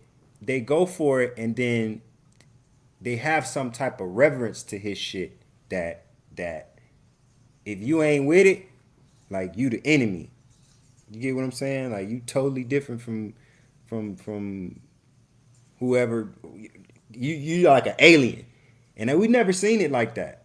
Like, this whole Republican versus Democrat thing, and I'm not a Republican, I'm not a Democrat, I'm not one of them guys. I'm interested in government. That was one of my favorite subjects in People, school.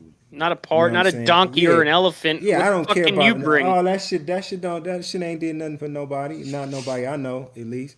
So I'm not gonna allow every conversation to turn into that. But every conversation turns into that.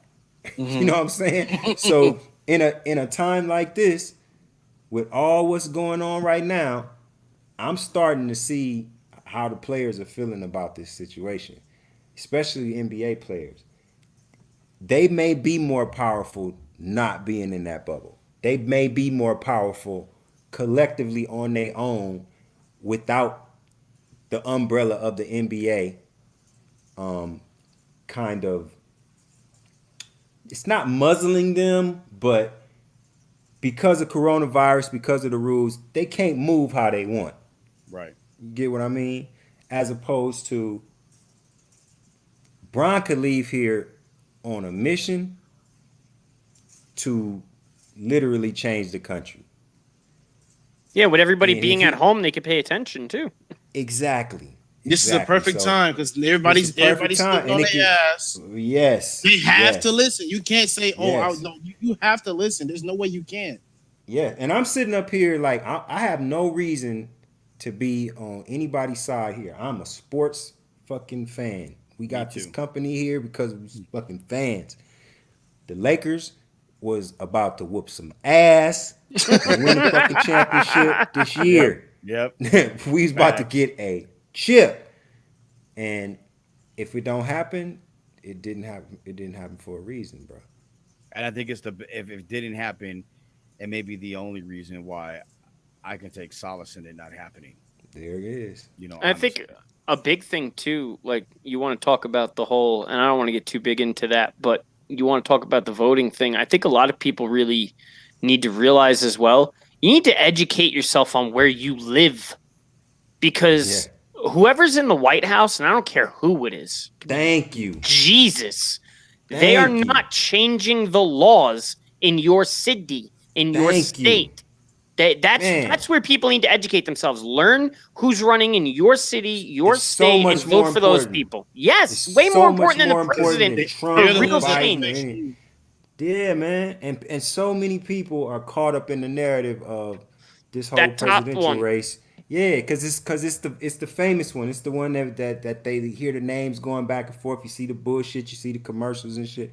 Nah, man, No. your state senator is a very important person right now. That's who's going to change your police Very department, important. Exactly. not the president. Vote He the can't change right every. motherfucker into the Senate, into the House of Representatives. Like, those people need to change. That's some You that's left bad meat. PQ. Get that shit out of there. I always have this conversation with people, and I don't try and be a dick about it, but I will if I'm gonna, because I'm one of those people. If you want to talk about something, I'll talk about it with you. But if you want to argue with me, you better be educated on it, because I'm gonna damn Yeah. sure make sure I am. Mhm. What drives me nuts is when people want to have an argument with me about politics, anything with politics, right? Because I Yeah. don't pick a side either, but I'll call a spade a spade. Yeah. I always ask them a question: who's your governor? Who's your congressman? Yeah. I don't know. Well, then don't Yeah. fucking talk to me about politics then, because you don't know politics then. If you don't know who your local senator, who your governor is, who your congressman is, you don't know shit about politics. You think you do. No, you know how to vote red or blue. That's what you know how to do. Yeah, And that's what people period. need to learn. They need to learn who's going to help them in their city. Because if every city gets the right person voted in, it doesn't matter who the damn president is. You're not going to have these problems. You could put a chimp in the White House and you won't have these problems. Exactly. I was having this conversation with my sister earlier today, man. It's like those are the people that we got to pay a whole lot of attention to because they make the change. They make the changes. Yep. They make the changes. Like Donald Trump sits up and signs executive orders. Like, does anybody know what an executive order is? Like, that's nothing. It's nothing to do with us. Not right now. Like, literally, like it's nothing. So, it's just. I think that yeah, we need to vote. We need to be educated on how to vote. Number one, I think that. Educating yourself is the biggest thing. Don't listen to what your friend tells you. Learn, look at the yourself. Information is there for you to find. It's very easy for you to find out who represents your district, who represents your state. It's very easy to find out who they are, what their platform is, and what they do and don't do. And then look that person up. Easy. Oh, and wow. you can contact them. Yeah. I done contacted them before and said some shit. And got some generic letter back. I done literally did it numerous times. Yeah, they send you some bullshit back, but whatever. Goddamn. And they say, what else you gonna do? What else you gonna do? You gonna go burn everything up? We tried that. This shit don't work. They said you got a blue check marks. That's all that matters. That's it. You got a blue check mark. They will listen to what you got to say. You're tweet fucked at up, that but that's motherfucking right. ass. It's the truth. I ain't bullshitting. Hey, bro, this goes from the senator all the way down to the fucking Roberto's up the street. Tell them motherfucker you got a blue check. Tell them motherfucking ass if tacos wasn't right. They gonna hit you in the back, bro. Everybody, AT&T, United Airlines, all of that. Use the blue check to complain. It's true. So very good. And one of the things that and it's not being talked about because of what's going on is Hurricane Laura. Now, it's about to hit Lake Charles as a Category 4.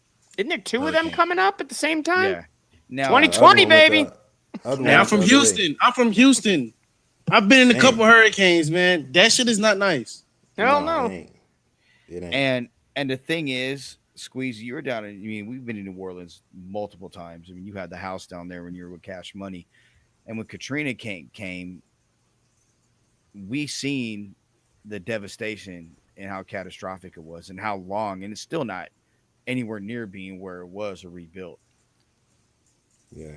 We're living in a time right now where from the politics to what's happening in society to even the weather, it's like we're living in like Armageddon, like a movie. Day After Tomorrow. Yeah. For real though, yeah, shit like a movie, bro. I thought it was just me, but I know when I was younger, as the years went on, it seemed like more and more stuff was happening. I guess it's for me because I'm like a kid compared to y'all, but yeah, you are. I don't know. Well, no, what's funny is I saw this thing. Well, not funny, but ironic. I saw this thing the other day, and it said the Mayan calendar was actually off by 8 years. 2012 should actually be this year. And I was like, that makes a lot of fucking sense. Nice work. Assholes. Fuckers. So, well, obviously, we'll know more in 9 hours, 9 or so hours when the NBA players meet in Orlando. Obviously, I'm gonna be up early. When I get information, I'll be tweeting it out. Isaiah Torres is working on an article for the franchise regarding this situation. That'll probably be out tomorrow. Also, Woj and Chris Haynes. I'm gonna try to get Chris Haynes on tomorrow. Squeeze, when we do the franchise podcast. We may be being joined by Tashawn Reed of The Athletic, who covers the Raiders. We've been talking back and forth tonight. He had a couple too many glasses of wine, otherwise he would have joined us tonight. So yeah, that sounds like a plan. So and also just so you guys know, Nyshawn was at the facility today and probably is going back tomorrow. Sweet. So she has some pictures coming up. But the big story is, and I think this is the most important story in all of sports in the last 100 years. If the NBA decides to shut down, if the players decide to, and I say boycott, some people will say strike, but if they decide to shut it down, and if Major League Baseball decides to shut it down, I'm very interested to see what these guys do because it's on them now. Oh man, if you don't No. throw that shit in somebody trash, some fucking word, bro. It's Nobody on wanna them. see that Well, shit. actually, Joe, let me ask you a question. Yeah. So, being a Packers fan, and I know you said you really want to hear what they have to say, and Rodgers, especially, I feel more than anyone, for the sole fact of, isn't he a part owner of the Bucks? He is. So, doesn't he kind of have to make some form of a statement about this? He has. He spoke 2 days ago about everything. Well, I mean, with after social today. media. After today. You would think so, and I think he will. I think he will too, and that's why I'm excited to hear what he has to say because, like you said, somebody from Wisconsin, the biggest team in Wisconsin, he's a part owner of another team there, in the area. So that's big, man. I got Whoa. my The sister, Packers my need to come out. They sister-in-law need to come out and take some shit for real on this. Like they need to. yeah. They need to literally be as heavy as the Bucks with this, because the only difference between them and the Bucks is that the Bucks was in season. Like the Bucks do not. Yeah. I'm not from Wisconsin. Joe is. The Bucks can't fucking hold a stick at the Green Bay Packers. No. I already know that. I'm an outsider. So like, I honestly, Packers gonna have to Joe, do something. Joe said he's taking his bolts and his screws back from the stadium. nah, honestly, if I'm gonna be 100% transparent, I want to see him sit out the first game. I wanna The see him team or Rodgers? No, the team boycott the first game, prove a point. And I think that would be the best thing for him because you can't have something like that happen in your backyard and you not do anything about it. I mean, the Detroit Lions sat out of practice yesterday. Okay, But they gonna take a loss, man. They ain't gonna take no loss.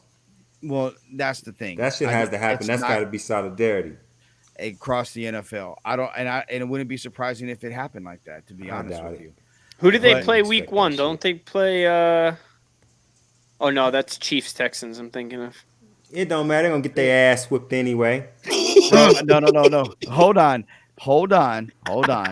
It's on social media on that guy right there's Facebook page saying he's gonna be a Packer fan, but it's on them. Nah, I'm So, a Packer fan until they tell me what the fuck they gonna do about this man getting shot in their backyard. That's I- what I'm talking about. They've They already gonna have to I- come say something. Say something louder. I ain't heard it. when it came. I heard the Bucks. Okay, so here's the thing with the Packers, and all bullshit aside, they usually take 24 to 48 hours before they make a statement because it's always well thought out, well planned, and just like with George Floyd, they donated I think over $1 million to fight social injustice. They were the first team to come out and do that. So with that being said, I would expect nothing less than that from them. Especially when you have someone like Aaron Rodgers as the face of your franchise and your leader, and you have guys like Preston Smith and Darius Smith and Kenny Clark and Jair Alexander. Yeah, okay. We get Who it. have all We get spoke it. up about it. No, you can say all that all you want, Jeez. but Give all this homeboys roll calls on our own. You know what I'm saying? He's hitting those plugs, bro. Jeez. It really is. Man, how many of them you gonna name? Like literally, you gonna give us the whole squad? All 53. This guy, these Packers, bro. hey, but honestly, they need to do something big. Yeah, they do. And I think they will. I don't think with the Bucks taking a game, or the Brewers taking a game, and then the Bucks potentially. I mean, look, the Bucks had a legitimate chance to win the whole thing. So if they decide to shut it down, you're gonna have Milwaukee not having. I think it's like the 60s, 67, or whenever Kareem came in his rookie year. That's the last time they won a title there. So And who was they playing today? Raptors. the Magic, Orlando. Magic. in a That's closeout game. Yeah, they was going to finish it off. Well, what's crazy is I actually saw before any of this happened that the Celtics in Toronto were talking about sitting out tomorrow. That's And what I. then the Yeah, Bucks that's pulled the what got trigger. me confused. Because the Yeah. because the Raptors was talking about it before the Bucks even said Yep. anything, right? That was out Okay. like in the morning, and then I got home from work and saw all that stuff. I was like, oh my god. That's the first thing I saw too. Came from the Yeah, Raptors. it's supposed to be Celtics Raptors. They were talking about It sitting was out way tomorrow. before the games. It was earlier today. You're right. Yeah, it was really early.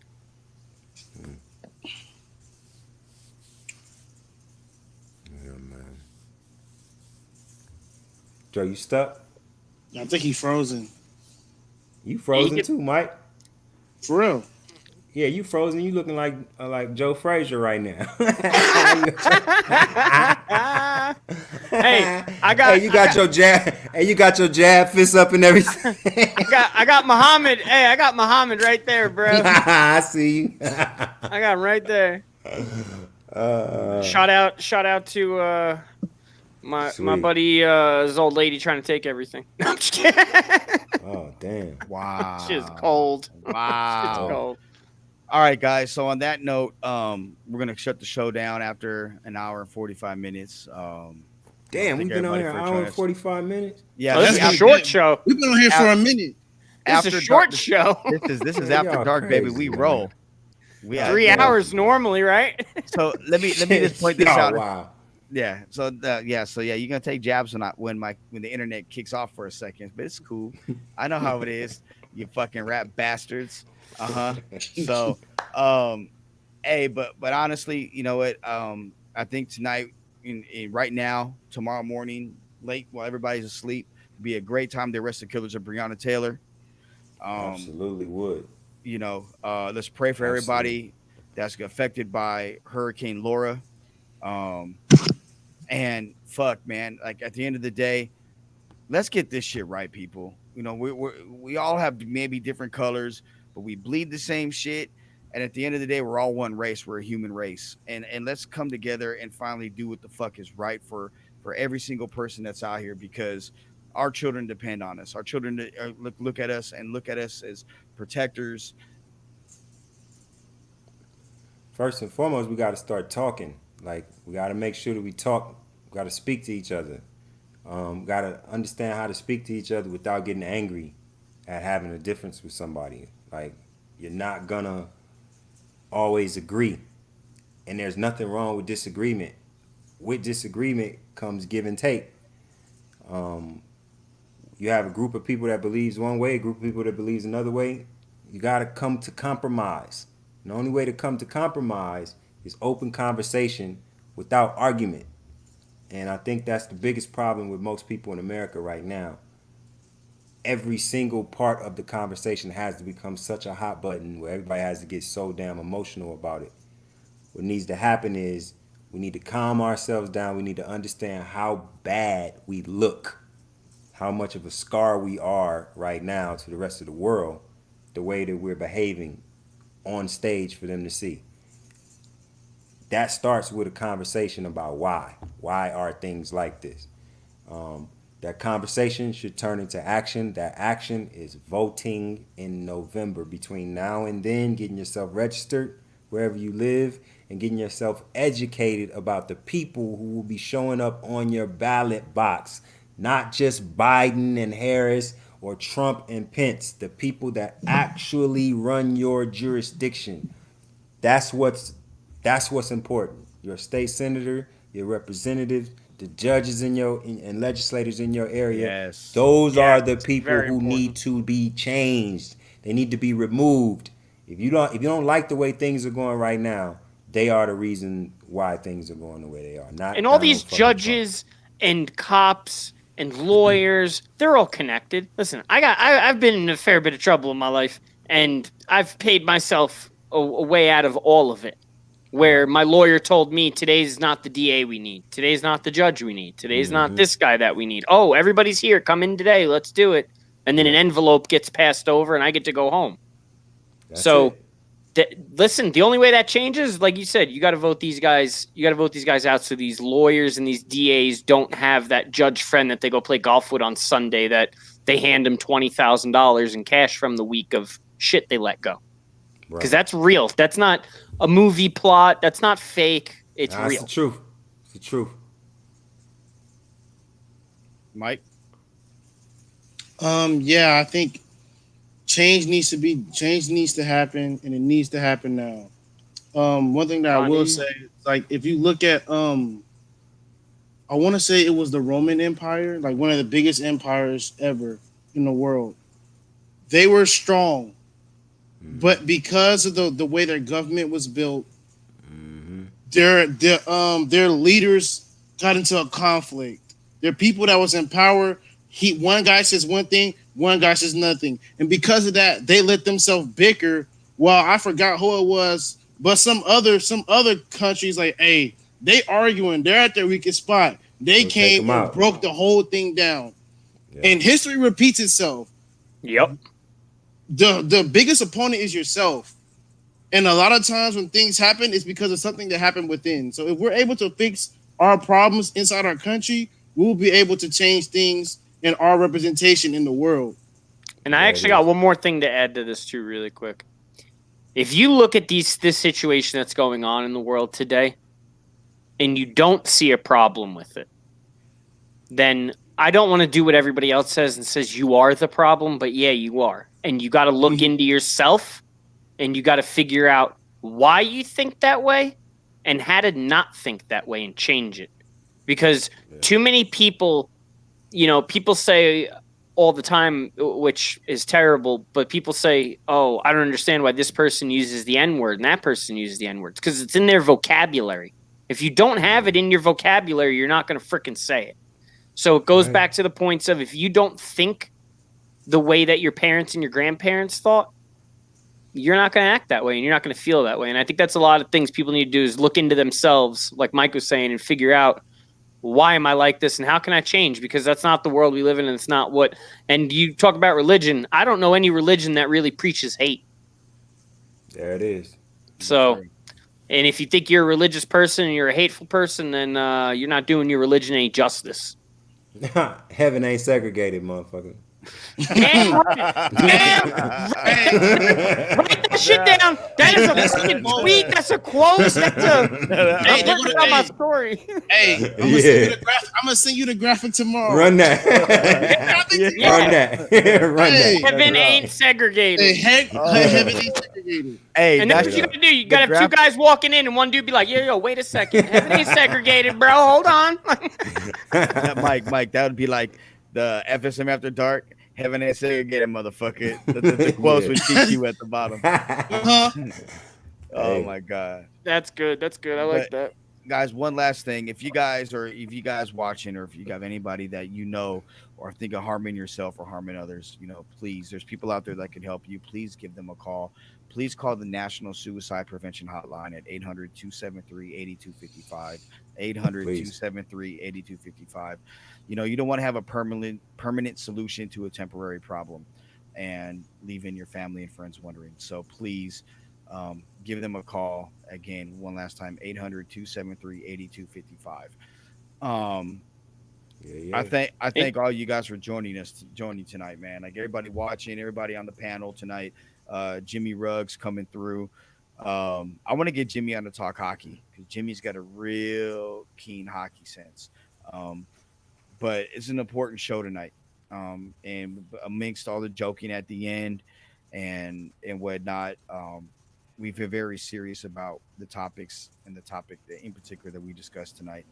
And we'd love to hear from you. So please feel free to follow us on social media at the Franchise LV on every social media platform. From YouTube, you can follow us, to Periscope, you can follow us, Facebook, Instagram, Twitter.